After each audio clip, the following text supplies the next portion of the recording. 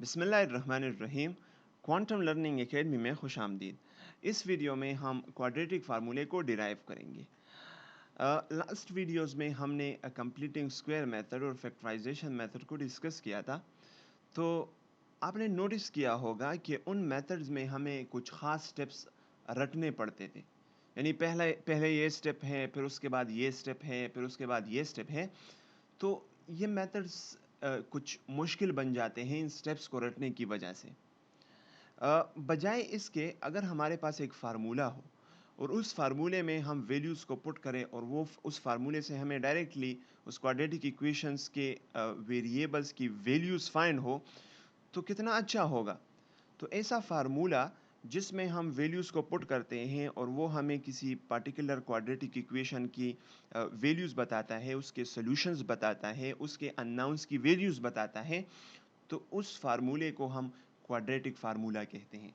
और इस वीडियो में हम उस क्वाड्रेटिक फार्मूले को डिराइव करेंगे। वो क्वाड्रेटिक फार्मूला किस तरह होता है?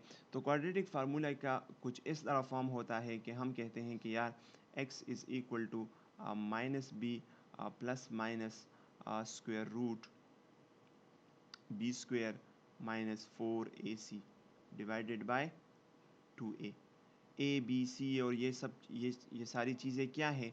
ये असल में एक क्वाड्रेटिक इक्वेशन है। Standard form of the quadratic equation क्या है? A x square plus B x plus C is equal to zero. तो ये हमारे पास standard form of the quadratic equation है। तो इसमें ए एक्स स्क्वेयर का कोफिशेंट है, बी एक्स का कोफिशेंट है और सी वो कांस्टेंट टर्म है। तो अगर हम बी और सी और इन चीज़ों को यहाँ पे पुट करें तो हमारे पास एक्स की वो दो वैल्यूज़ आ जाएगी। अब वो दो वैल्यूज़ किस तरह आ जाएगी? यहाँ पे आप देख सकते हैं प्लस भी है माइनस भी है। तो जब हम क्वाड्रेटिक फार्मूले से क्वेश्चंस को सॉल्व करेंगे वहाँ पे हमें पता चल जाएगा कि हमारे पास एक्स की दो वैल्यूज़ आ रही हैं। तो कैसे डिराइव करेंगे?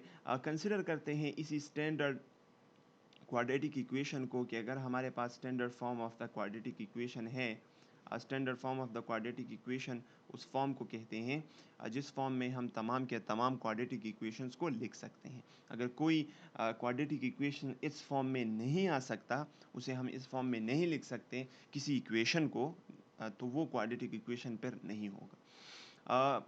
ये फॉर्म कैसे है? या एक एक्स स्क्वायर का टर्म है, उसके साथ एक कोफिशेंट होगा ज़ीरो के अलावा, एक एक्स का टर्म है, एक कांस्टेंट टर्म है और राइट साइड पे ज़ीरो है। ओके, अगर हम इस क्वाड्रेटिक इक्वेशन को कंप्लीटिंग स्क्वायर मेथड से सॉल्व करेंगे तो हम क्या करेंगे?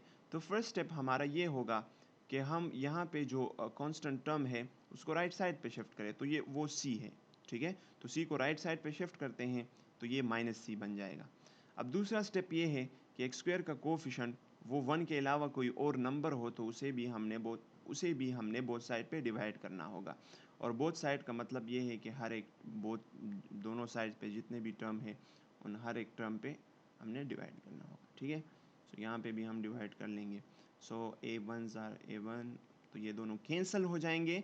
हमारे पास रिजल्ट आ जाएगा X square plus B by A into X is equal to minus C ए।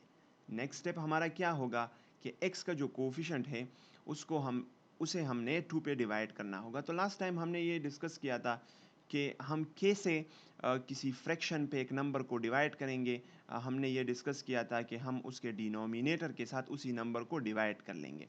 तो b बाई ए को हम 2 पे डिवाइड करना चाहते हैं तो उस 2 को इस b बाई ए के डिनोमिनेटर के साथ मल्टीप्लाई करें तो रिजल्ट में क्या आ जाएगा? हमारे पास आ जाएगा b डिवाइडेड बाई 2a।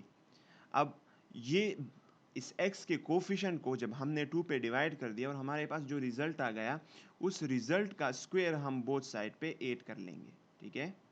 उस रिजल्ट का स्क्वायर हम बोथ साइड पे 8 कर लेंगे। तो हमारे पास रिजल्ट में क्या आया है? b बाई 2a आया है। तो b बाई 2a का स्क्वायर हम इस साइड भी 8 कर लेंगे और वो राइट साइड पे भी 8 कर लेंगे, ठीक है। So b divided by 2a whole square. That's great.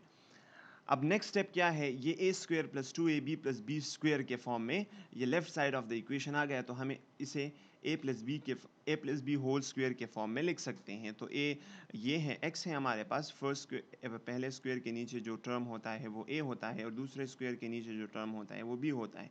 सो हम इसे ऐसा लिख सकते हैं, a plus b is b divided by 2a। So a plus B whole square is equal to minus C divided by a. और यहाँ पे चूंकि स्क्वायर है फ्रैक्शन पे, तो किस तरह फ्रैक्शन पे स्क्वायर अप्लाई करेंगे, दो नोमिनेटर और डिनोमिनेटर पे अलग-अलग अप्लाई करेंगे, तो ये बी स्क्वायर हो जाएगा। और 2a पे जब हम स्क्वायर को अप्लाई करेंगे तो अगेन दो नंबर एक दूसरे के साथ मल्टीप्लाई है, तो दोनों नंबर्स पे हमने अलग-अलग स्क्वायर लेना होगा। तो 2 पे स्क्वायर लेने से 4 आ जाएगा और a पे स्क्वायर लेने से a स्क्वायर आ जाएगा। ठीक है, these are basically the laws of exponents, आपने 9th में पढ़ा होगा किस तरह हमने एक्सपोनेंट को अप्लाई करना होगा। तो हमारे पास राइट साइड पे minus c by A plus B square divided by 4a square आ गया। अब हम x को फाइंड करना चाहते हैं। हमारा मकसद क्या है, हम इस क्वाड्रेटिक इक्वेशंस को सॉल्व करना चाहते थे, तो x की वैल्यू हम बेसिकली फाइंड करना चाहते थे। तो इसकी x की वैल्यू को फाइंड करने के लिए क्या करना होगा, हमें बोथ साइड पे स्क्वायर रूट अप्लाई करना होगा, जो कि हम अब करेंगे x plus B divided by 2a whole square. ठीक है, तो ये हमारा नेक्स्ट स्टेप हो जाएगा। So minus C divided by A plus B square divided by 4a square और होल स्क्वायर रूट इस पे अप्लाई करेंगे। Okay, that is right. Now अब क्या करेंगे, स्क्वायर और स्क्वायर रूट कैंसिल हो जाएगा, तो हमारे पास रिजल्ट में आ जाएगा x plus B divided by 2a is equal to, यहाँ पे हम a और 4a स्क्वायर का एलसीएम ले लेंगे, तो ये 4a स्क्वायर आ जाएगा। और इस एलसीएम को अगर हम इसके साथ मल्टीप्लाई करें तो हमारे पास माइनस 4ac आ जाएगा। और अगर इस फ्रैक्शन के साथ मल्टीप्लाई करें तो हमारे पास इस एलसीएम को अगर इस फ्रैक्शन के साथ मल्टीप्लाई करें, देखिए यहाँ पे कंफ्यूज ना हो प्लीज़, तो गौर से देखें। तो अगर हम इस एलसीएम को इस फ्रैक्शन के साथ मल्टीप्लाई कर लेते हैं, हमारे पास सिर्फ बी स्क्वायर आ जाएगा। ठीक है, so x plus b divided by 2a is equal to minus 4ac plus B square. अगर इस पॉजिटिव टर्म को मैं पहले लिखूं तो मैं इसे इस तरह लिख सकता हूँ, सॉरी यहाँ पे मैंने स्क्वायर रूट छोड़ दिया है, अजीब लाइन बनाया है यार। तो मैं एक स्ट्रेट लाइन बनाने की कोशिश करता हूँ, तो यहाँ पे स्क्वायर रूट था मेरे पास। ओके, सो अगर मैं इस पॉजिटिव टर्म को पहले लिखूँ तो मैं ऐसा लिख सकता हूँ, B square minus 4ac divided by 4a square. ठीक है, और ये स्क्वायर रूट है। ठीक है, सो मैं x को फाइंड करना चाहता हूँ। मैं क्या करूँगा कि इस जो x के साथ जो टर्म है उसको राइट साइड पे शिफ्ट करूँगा, तो ये minus B divided by 2a बन जाएगा। और इस पे जब स्क्वायर रूट अप्लाई हो जाता है तो स्क्वायर रूट अप्लाई करने से आंसर क्या आएगा, प्लस माइनस में आंसर आएगा। ठीक है, तो मैं एक काम कर लेता हूँ, इसको नेक्स्ट स्टेप में कर लूँगा ताकि कन्फ्यूजन ना हो। ठीक है, तो x plus B divided by 2a, और यहाँ पे जब हम स्क्वायर रूट अप्लाई करेंगे तो चूंकि ये एक फ्रैक्शन है तो ऊपर अलहदा स्क्वायर रूट अप्लाई करेंगे और नीचे अलहदा। और स्क्वायर रूट के आंसर से हमारे पास प्लस माइनस आता है, तो हमारे पास यहाँ प्लस माइनस आ जाएगा। और ऊपर जो फ्रैक्शन है वो तो स्क्वायर रूट अगर हम उस पर अप्लाई करें तो वो स्क्वायर रूट से नहीं निकल सकता, लेकिन नीचे टर्म निकल सकता है, क्योंकि 4a स्क्वायर के ये दो नंबर्स एक दूसरे के साथ दो टर्म्स मल्टीप्लाई है, तो हम 4 पे अलहदा स्क्वायर रूट अप्लाई कर सकते हैं, स्क्वायर पे अलहदा, स्क्वायर और स्क्वायर रूट कैंसिल हो जाएंगे, 4 स्क्वायर रूट से 2 आता है और यहाँ से हमारे पास a रह गया। ठीक है, अब अगर हम x को फाइंड करना चाहते हैं तो x को फाइंड करने के लिए हमें इस जो इसके साथ जो टर्म है उसे हमने राइट साइड पे शिफ्ट करना होगा। तो यहाँ पे उसका साइन प्लस था, राइट साइड पे शिफ्ट करने से उसका साइन माइनस हो जाएगा, plus minus square root B square minus 4ac divided by 2a। ठीक है, और जब हम इस ये अब एक फ्रैक्शन है, ये दूसरा फ्रैक्शन है, तो अगर हम इन दो फ्रैक्शंस को ऐड करना चाहते हैं तो हम क्या करेंगे, एलसीएम लेंगे। तो इसका एलसीएम 2a आ जाएगा, और इस एलसीएम के साथ अगर मैं इस फ्रैक्शन को मल्टीप्लाई करूं तो मेरे पास माइनस b आता है, और अगर इस पूरे फ्रैक्शन को मल्टीप्लाई करूं तो मेरे पास plus minus b square minus 4ac आता है, which is the quadratic formula, और यहाँ पे हमने उसको लिखा हुआ है ऑलरेडी। तो ये हमारे पास वो क्वाड्रेटिक फार्मूला है जिसकी मदद से हम किसी भी क्वाड्रेटिक इक्वेशन के रूट्स को, उसकी x की वैल्यूज़ को फाइंड कर सकते हैं, या ऐसा भी हम कह सकते हैं कि ये एक ऐसा फार्मूला है जिससे हम किसी भी क्वाड्रेटिक इक्वेशन को सॉल्व कर सकते हैं। b क्या है?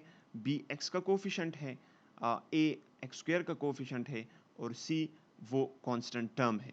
तो जब भी हमने क्वाड्रेटिक फार्मूले को यूज़ करना होगा तो सबसे पहले हमने ए बी सी को उस क्वाड्रेटिक इक्वेशन से निकालना होगा। जब हम वो यहाँ पे पुट कर लेते हैं तो हमारे पास दो सॉल्यूशंस आ जाएंगे, और हम इस मेथड से किसी भी क्वाड्रेटिक इक्वेशन को आसानी से सॉल्व कर सकते हैं। इंशाल्लाह नेक्स्ट वीडियो में हम क्वाड्रेटिक फार्मूले से मुख्तलिफ क्वेश्चंस को सॉल्व करेंगे। एक्सरसाइज 1.1 में क्वेश्चन नंबर 3 जो है उसके सारे पार्ट्स, उसके सारे क्वेश्चंस वो हमने क्वाड्रेटिक फार्मूले से सॉल्व करने होंगे। So I hope this is it, that's it for today. इंशाल्लाह see you in the next video.